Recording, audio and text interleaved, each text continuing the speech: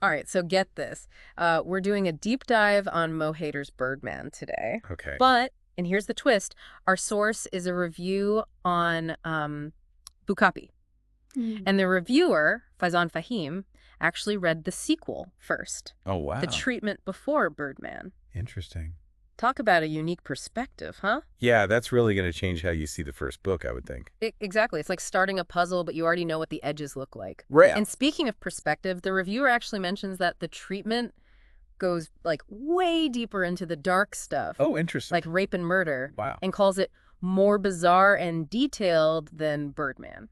You know, it makes you think about how an author's work progresses. Yeah. Like how much of that shift towards darker themes is intentional. Right. Right. Maybe Mo Hayder was deliberately pushing boundaries in her later work. Yeah, like maybe she was holding back a little at first. Yeah, exactly.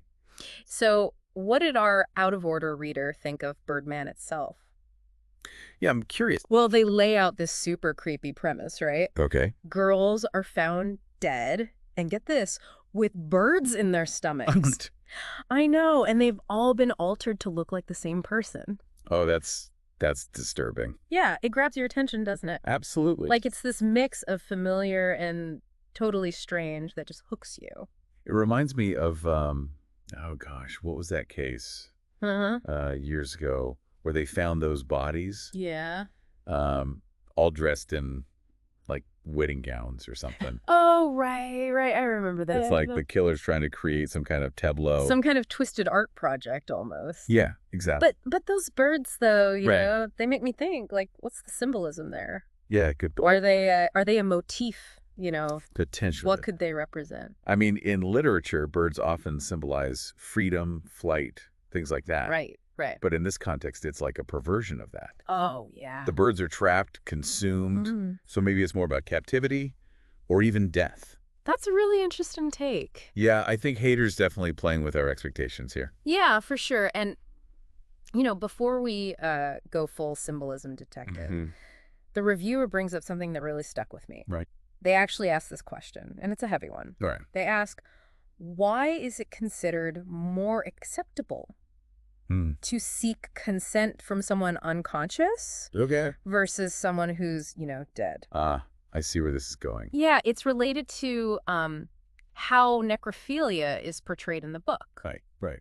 And it's a pretty sensitive topic, obviously. It is, and it's not something to be taken lightly. No, not at all. But it's also a question that forces us to kind of look at our own biases. Right, like what are our assumptions about consent? Exactly, and how those assumptions shift depending on the circumstances. Yeah, and I think that's what Hayder's getting at here. Yeah. Pushing us to think about the nature of consent and power. Absolutely, even beyond, the boundaries of life and death. Okay, so we've got this intricate plot, potential symbolism, Mhm. and now these thought-provoking ethical questions. Yeah, Birdman is shaping up to be quite a read. I'm starting to see why the reviewer had such mixed feelings about it. It's like a puzzle box, challenging the reader on so many levels. Right. And remember, our reviewer already knew what happened in the sequel. Oh, yeah, that's true. So how do you think that might have affected their experience? Well, especially when they got to that long-lost brother subplot, Okay, yeah. which they said fell flat. I mean, you already know the twist, so the suspense is gone. Exactly. It makes you wonder how knowing the ending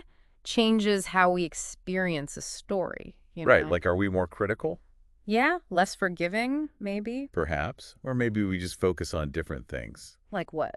Well, maybe the writing itself becomes more important, Mm. or the pacing, the way the author builds suspense, even if we know what's coming. Yeah, that's interesting because the reviewer did have some critiques about the pacing. They felt like there were parts that dragged. Like we're Specifically, they mentioned Jack's interactions with his ex-girlfriend. Hmm. They saw it as filler. The dreaded filler critique. Right. But is it really just filler? I don't know. That's a good question. Or is there something else going on there? Like what? Maybe those scenes are revealing something crucial about Jack's character Oh, okay. or his relationship with his ex, something that a first-time reader might not pick up on. You know, that's a good point. Maybe it's not about moving the plot forward, but adding depth. Exactly. Those quieter moments can be just as important as the big action scenes. Yeah, it's about those layers of meaning beneath the surface, right? Exactly. And those layers can often be just as engaging, if not more so. Okay, so we've got a lot to unpack here. A disturbing plot, potential symbolism, ethical dilemmas, and even critiques of the writing itself. It sounds like this Birdman deep dive is going to be pretty multi-layered. It definitely is, and we're just getting started. And remember, we're seeing all of this through the lens of someone who experienced the story in a completely different order. Yeah, who knows what other insights we'll uncover as we dig deeper. Exactly. That's what makes it so exciting. There's always something new to discover. I'm all for it. Let's keep digging. So we're talking about this complex plot, the ethical questions and the symbolism. Right.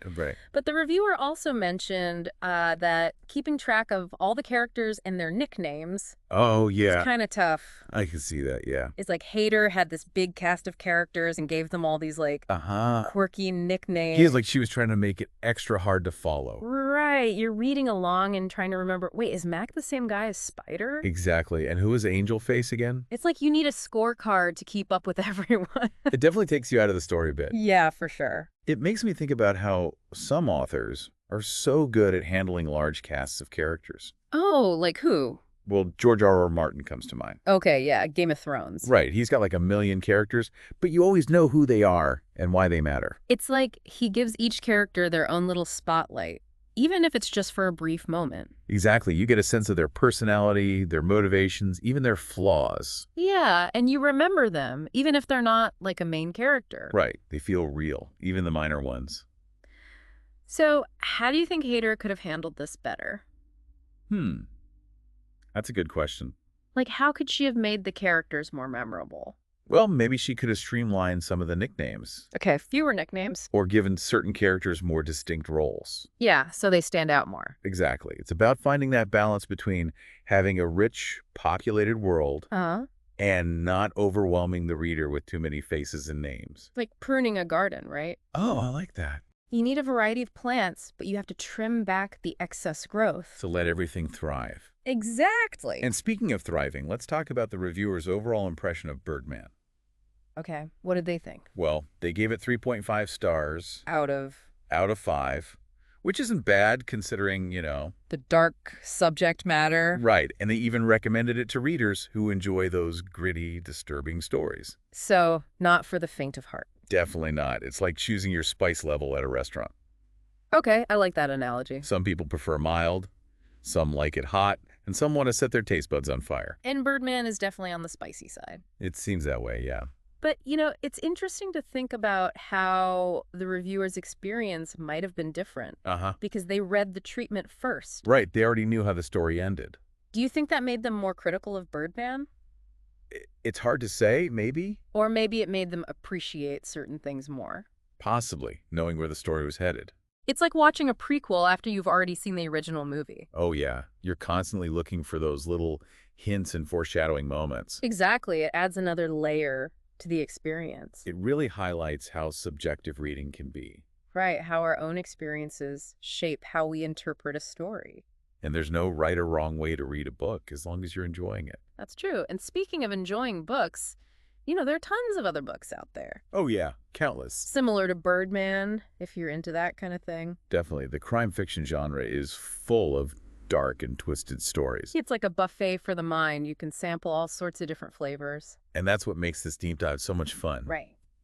We're not just talking about one book. We're exploring a whole world of possibilities. But before we get too carried away with other books, I do want to come back to that question about necrophilia and consent. Yeah, it's not something we should just brush aside. It's a tough topic, for sure. But it's one that Hayder clearly wants us to think about. It's like she's using it to challenge our assumptions about consent and power. Exactly, and to make us confront some uncomfortable truths about human nature. And it's important to remember that we're approaching this from a literary perspective. Right, we're not here to condone or glorify anything. We're trying to understand how this theme is being used in the story. And what it reveals about the characters and the world they inhabit. I think that's where the real value of this deep dive lies. Absolutely. It's not just about summarizing the plot or giving our opinions. It's about going deeper, asking those tough questions. And challenging ourselves to think critically about what we read. And I think that's something we could all benefit from, don't you? For sure. It's about expanding our perspectives and engaging in meaningful conversations. Exactly. And who knows, maybe those conversations will even lead us to new insights and discoveries. I like that. So let's keep the conversation going. Okay, so we've talked about the plot, the characters, those ethical questions. Right, and even the writing style itself. Yeah, it seems like Birdman is a book that really makes you think. It definitely gets under your skin. And it's interesting because even though the reviewer had some criticisms, Uh-huh. they still recommended the book. They did, and I think that says something. Like what? Well, it suggests that there's something about Birdman that's really compelling. Yeah, like even if it's not perfect, it's still worth reading. Exactly, and that's what makes it so intriguing. It sparks these conversations. It makes you want to talk about it, even if some of those conversations are uncomfortable. And I think that's a testament to Hayder's skill as a writer. Yeah, she's not afraid to push boundaries and make us think. And to create these images and scenes that just stay with you. Speaking of which, you know that image of the victims with the birds in their stomachs? Oh, yeah. Hard to forget that one. It's so disturbing, and it's been kind of haunting me ever since we started talking about it. It's one of those details that just gets under your skin. But what if it's more than just a shock tactic? I like where you're going with this. What if those birds actually have a deeper meaning? I think that's definitely possible. Like we were talking about symbolism earlier. Right. Birds often represent freedom, flight. But in this context, they're trapped. They're consumed, almost like a part of the victims themselves. So it's like a perversion of that traditional symbolism. Yeah, maybe it's more about captivity or even death. Or maybe it's about the victim's own desires. Oh, interesting. Like their own sense of being trapped or stifled in some way. That's a really insightful point. Or it could be a reflection of the killer's psyche, their need to control. Oh, I like that. The birds is a symbol of possession almost. Right, like they're trying to make the victims a part of themselves. And it makes you wonder, what if the birds are a link between the victims and the killer? Oh, wow, that's creepy. Like a shared symbol that connects them in this twisted way. That's giving me chills. It's amazing how much depth we can find when we really start to dig into a story like this. And it's all about paying attention to those details, those little clues that the author leaves behind. It's like we're literary detectives piecing together the evidence. Exactly, and that's what makes reading so much fun, It's not just about passively consuming a story, it's about actively engaging with it. And I think this deep dive has been a great example of that. We've gone beyond just summarizing the plot. We've really explored the themes and ideas. And come up with some pretty interesting interpretations, if I do say so myself. We have, and I think that's something our listeners can do too. Right. Anyone can be a literary detective. You just have to be willing to look for those hidden meanings and connections. So to our listener out there, if you decide to pick up Birdman, please do. It's a wild ride. We encourage you to pay attention to those birds and see what they mean to you. Maybe you'll come up with an interpretation that we haven't even thought of. That's the beauty of literature. There's always room for multiple perspectives. And even if you don't agree with our analysis, we hope this deep dive has inspired you to think critically about the books you read. To look for those hidden layers and engage with the story on a deeper level. Because ultimately, that's what makes reading such a rewarding experience. It's not just about entertainment. It's about expanding our minds and understanding the world around us a little bit better. And who knows, maybe it'll even inspire you to write your own deep dive someday. That's a great idea. So until next time, happy reading, everyone, and keep those conversations going.